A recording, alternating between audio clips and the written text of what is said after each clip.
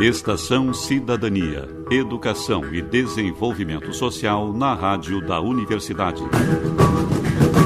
Produção e apresentação, Brenda Vidal.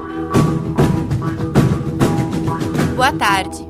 Começa agora Estação Cidadania, uma realização do DEDS, Departamento de Educação e Desenvolvimento Social da Pró-Reitoria de Extensão da URGS, que toda quinta-feira, à 13h, está aqui na Rádio da Universidade.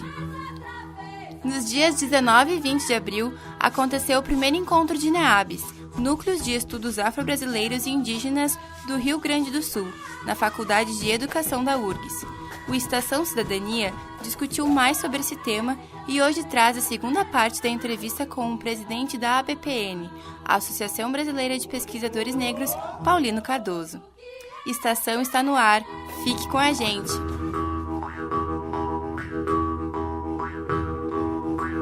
O convidado do programa de hoje é o professor da Universidade do Estado de Santa Catarina, UDESC, e presidente da ABPN, a Associação Brasileira de Pesquisadores Negros, Paulino de Jesus Francisco Cardoso. Boa tarde, professor Paulino. Boa tarde. Você poderia citar alguns exemplos bem-sucedidos de articulação entre os NEABs e as instituições acadêmicas de ensino básico ou com as próprias comunidades? Nós fizemos um esforço imenso para mostrar que nós podemos ser parceiros. Por quê?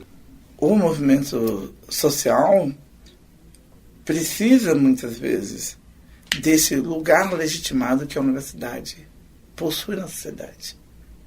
E se ele for bem articulado, é capaz de de produzir frutos fantásticos. Eu acho que o maior exemplo deles é a política de ações afirmativas. Se hoje nós podemos ter milhões de brasileiros, pobres em especial, negros e indígenas, nas universidades, é porque o movimento social se articulou com os núcleos, se articulou com os intelectuais do interior da universidade para convencer a universidade, a sociedade, de que políticas de promoção da igualdade eram absolutamente necessárias. Esse, para mim, é um dos maiores exemplos. Né? Agora, nós podemos também atuar junto em duas dimensões importantes. Uma é no monitoramento da política pública. Então, nós atuamos juntos, por exemplo, no processo de implementação da Lei 10.639. O movimento social cobrando, exigindo na Justiça, no Ministério Público, que haja o cumprimento, e nós fazendo a formação de professores e pesquisando novas metodologias que tornem a escola e a educação básica menos eurocêntrica e monocultural. Eu acho que a gente contribui também no sentido de renovar o discurso do movimento negro, porque você sabe que a eficácia da determinação, ela não se dá apenas pela capacidade de cortar, rasgar, mas produzir um determinado domínio de real que nos impede de pensar para além do estabelecido, para além do já dado. É como se a gente ficasse prisionado dentro de grandes cadeias, dentro do campo do opressor. Então, a universidade, os intelectuais, os acadêmicos, eles podem contribuir com o movimento social para romper esses limites da própria hegemonia. Você poderia falar um pouquinho sobre a Resolução 02/2015 do MEC, que define as diretrizes curriculares nacionais para a formação inicial e continuada em nível superior e implementa a disciplina de educação das relações étnico-raciais. Como que você vê a real possibilidade desse cumprimento? O melhor exemplo é o próprio Rio Grande do Sul e as experiências que estão sendo desenvolvidas aqui. Por exemplo, aqui nós temos algo muito legal, que é o Fórum Estadual de Diversidade de Educação para a Diversidade Étnica, o FEDERE, aqui presidido pelo José Antônio dos Santos. Esse aglutina não só os municípios, como aglutina também os órgãos públicos, como aglutina as entidades do movimento negro. Então, esse é um espaço de tensão e de pressão e de monitoramento da política. O outro é algo maravilhoso que tem aqui, que é um núcleo do Ministério Público, né? Um núcleo de combate ao racismo no interior do Ministério Público. E, em terceiro lugar, que eu acho importante, você tem um Tribunal de Contas que também se comprometeu com a implementação da lei. Esses três pontos, essas três instâncias, organizações, digamos assim, podem, com o apoio do movimento negro, contribuir imensamente para ser implantado. Por quê? Porque as pessoas precisam entender que as instituições públicas, ou que as instituições que servem aos propósitos públicos, elas não fazem o que elas querem, elas fazem o que manda a lei. E no momento que o movimento social passar a cobrar das instituições que fiscalizam, né, a ação pública, o cumprimento, né, nós teremos inflação. Eu sempre brinco que, assim, quando o primeiro professor, o primeiro diretor, o primeiro supervisor, o primeiro secretário de Estado ou do município, ele perder um emprego por improbidade administrativa, nós teremos todas essas legislação implementada. Então, nós temos que trabalhar, sim, agora com foco na fiscalização e na pressão. Porque as pessoas não fazem, como sempre vão dizer, não fazem o que querem, fazem o que manda a lei. Quando você não faz, quando você, como servidor público, ou ocupando uma função pública, você não faz o que manda a lei, você comete um crime de improbidade administrativa, que implica em perda de função de cargo. É um outro tom. Sabe por quê? Porque não se trata de desconhecimento. Não se trata de ignorância. Trata daquilo que nós chamamos de branquitude. Ou seja, essa branquidade enquanto prática de poder que permite que as populações de origem europeia, né, tenham status, prestígio e poder. Então, o que nós estamos enfrentando não é a ignorância. O que nós estamos enfrentando não é o preconceito. E nós estamos enfrentando a hegemonia de um grupo que, ao longo de 500 anos, sempre teve o poder em nosso país. De tudo. Uhum. Porque agora o nosso foco não é mais nos afros e nas desigualdades sofridas por nós. A gente tem que levar em consideração os privilégios que os brancos têm por ser brancos. E as coisas não acontecem porque os brancos se recusam a ceder. Né? Como dizia Guerreiro Ramos, um dos maiores teóricos da administração, um grande político, um grande sociólogo, ele dizia que o problema do racismo é um problema de psicopatologia do branco brasileiro. Professor Paulino, quais os limites e possibilidades de atuação dos núcleos de estudo? Então, eu entendo que a primeira coisa que nós precisamos fazer é abandonar todo o voluntarismo. Nós precisamos entender a universidade, compreender as suas regras e atuar de acordo com essas regras. Né? Então, isso significa que nós precisamos, por exemplo, construir um planejamento anual das atividades do núcleo, né? Com foco, por exemplo, no seu fortalecimento institucional. Então, o núcleo precisa do reconhecimento de todas as instâncias da universidade.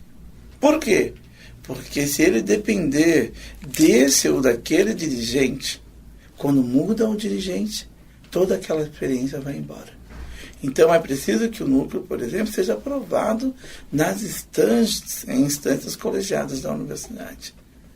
E que seja reconhecido como o lugar onde essa temática é debatida. O segundo ponto importante é toda a universidade precisa de produção. Ou seja, isso significa que nós precisamos desenvolver projetos de pesquisa, nós temos que publicar, né? Temos que fazer o treinamento de recursos humanos, porque eu não consigo imaginar um NEAB sem estudantes. Os estudantes são a alma do NEAB. E aqueles que nos empurram para frente. Então, nós temos que treinar esses meninos e meninas para ser muito bons. Eu brinco lá no NEAB, que é o NEAB da Universidade do Estado de Santa Catarina, o NEAB UDESC, que aluno do NEAB é nota 10. E meu sonho é que cada NEAB seja uma grife e que todo mundo deseja um estudante que passou pela formação de um NEAB. Então, ter esse planejamento, essa perspectiva, ter disposição para disputar editais, captar recursos para a universidade, isso, o núcleo ganha legitimidade. Então, nós temos que cumprir todas as tarefas que um núcleo acadêmico tem que fazer. Só que, assim, nós temos que ser competentes, sim. Temos que ser eficientes, sim. Né? Mas sem perder a ternura. Ou seja, temos que aliar a competência com um compromisso social de fazer uma ciência que mude o mundo. E falando sobre mundo, recentemente nós tivemos um caso de agressão física a um estudante indígena na frente da casa dos estudantes da URGS. E também são recorrentes declarações contrárias às cotas e também outras declarações de cunho racista dentro da universidade. Como que esses acontecimentos impactam o papel dos NEABs? Então, de um lado, o núcleo tem que ser um lugar de acolhimento dos diferentes. Sabe? Ou seja, os esquisitos. O que ninguém quer. Sabe? Aquilo que a universidade não aposta. Os desacreditados. Certo? Então, ele tem que ser esse lugar de acolhimento. Né? Ou seja, o menino, a menina, né? Seja transgênero, tá certo? Lésbicas, gays, os gordos, sabe? Quer dizer, e principalmente os estudantes cotistas, negros, indígenas, têm que ver no NEAB o seu lugar, para que eles possam, primeiro, conviver com pessoas que gostem deles. E um lugar em que eles se fortaleçam e que tem uma estrutura básica que precisa para dar conta de vários probleminhas. Em segundo lugar, e por conta dessa relação de confiança com esses estudantes, o NEAB tem que estar sempre na linha de frente da defesa da igualdade e do combate ao racismo no interior da universidade. Em terceiro lugar, e que é muito importante, né, os NEABs precisam também ter uma visão ampla. Ou seja, eles precisam se articular com os movimentos sociais, não precisa ter medo dos movimentos sociais, tem que fazer os movimentos sociais para dentro da universidade. E também tem que ter uma agenda de internacionalização. Ou seja, rapidamente nós pegamos esse caso e espalhamos para o país todo. No momento que chegou, porque como eu dou um pouco, no momento em que as imagens chegaram, nós jogamos na lista do consórcio e na lista das entidades do movimento negro. Né? E eu espero que tenha surtido efeito para identificar e punir. E aí há uma questão muito importante, se me permite, né, dizer o seguinte. Eu ouvi de um colega da Universidade Estadual de Londrina. Se você quer efetivamente combater o racismo, a primeira coisa é não pratique o racismo. A segunda coisa é importante, denuncie. O opressor se beneficia do nosso silêncio tácito, seja como vítimas, seja como quem assiste e se torna cúmplice. E em terceiro ponto, que para mim é a coisa mais importante de tudo, ame os oprimidos. Faça a diferença na vida deles. Às vezes, é só uma questão de sentar e conversar, de observá-los e sentir que há algo errado. Sente e converse. valorize. Porque muitas vezes a universidade cobra de estudantes que vêm de outra cultura. Nossas culturas são culturas da oralidade e não dessa cultura letrada. Então nós temos um choque. Né? E a gente precisa do NEAB para quê? Para que esses alunos sejam aglutinados, que eles estejam com pessoas que gostam deles, que tenham um lugar onde que eles não se sintam estigmatizados porque tem um cabelo black, ou tem um cabelo liso, ou porque tem olhos, né, amendoados grandes, ou porque tem lábios enormes, ou porque são redondas, né, pessoas redondinhas. Né? A gente gosta, e gosta das coisas que são da cultura popular. Né? Qual o problema de curtir rap? Qual o problema de você ir junto para um baile funk ou para um pagode? Infelizmente, essa classe média letrada prefere estar em Paris, mas nós gostamos muito de estar num baile funk e é muito legal. E a universidade, ela precisa reestruturar-se, transformar-se. Né? Os sul-africanos dizem, né? Se você olha para aquela instituição e essa instituição ela continua com as mesmas práticas racistas do tempo do apartheid, então ela precisa se transformar. Não basta dizer que não é racista, ela precisa mostrar como que nas suas práticas cotidianas ela não discrimina as pessoas por conta do seu atribuído pertencimento racial. O entrevistado de hoje é o consultor da Casa das Áfricas e da ABPN, presidente da Associação Brasileira de Pesquisadores Negros e professor da Universidade do Estado de Santa Catarina, UDESC, Paulino de Jesus Francisco Cardoso. Neste espaço, nós iremos divulgar depoimentos sobre o assunto em pauta no programa. Nesta semana, queremos saber, na sua opinião, que papel um NEAB deve desempenhar? Boa tarde, meu nome é Marilene Leal Paré, orientadora educacional, mestre em educação. O NEAB, ele é extremamente importante, os NEABs, diga-se de passagem, para instrumentalizar as universidades com relação à questão afro-brasileira e africana, em todas as áreas do conhecimento. Porque, infelizmente, as universidades são poucas aquelas que têm estudos ligados à história do negro, à questão geográfica africana, à questão da diáspora negra e à questão da educação, dos esquemas de pensamento dos afrodescendentes, aqui brasileiros, dos afro-brasileiros. Enfim, uma série de conhecimentos que, por exemplo, eu, que fiz letras, fiz pedagogia, eu nunca tive. Centralizar as universidades na questão afro e desenvolver no âmbito da universidade, ou no âmbito das comunidades também, né, de educação, desenvolver uma formação nessa área, com projetos de extensão, com programas, né, vinculados a essa questão educacional voltada para a população afro-brasileira, que na realidade é a maioria da população brasileira. Eu acho importante que tenhamos atualmente NEAB na Universidade Federal do Rio Grande do Sul, porque era uma lacuna que nós presenciávamos na nossa universidade.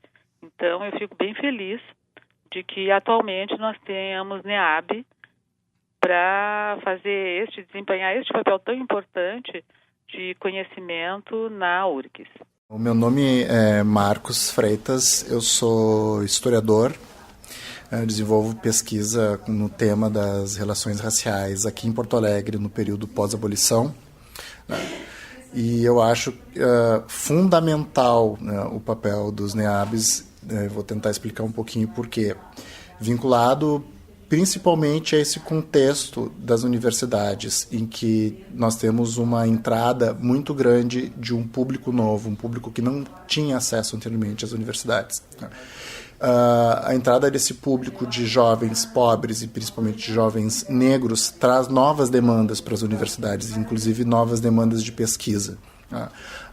Eu que sou formado em História, a gente estuda muito a história da Europa, e a história da África sempre foi uma história que ficou em segundo plano. Então, esses núcleos de estudos afro-brasileiros e indígenas, eles cumprem essa função também de atender às demandas desses alunos que querem conhecer a sua própria história, né? Que querem saber a história das trajetórias dos africanos no Brasil durante a escravidão e também para além da escravidão. Eu acho que esses núcleos, eles cumprem essa função de trazer, de atender novas demandas e novos interesses de pesquisa para um público que até então não tinha acesso à universidade. No próximo programa, o projeto URGS Mundi entra em pauta no Estação Cidadania.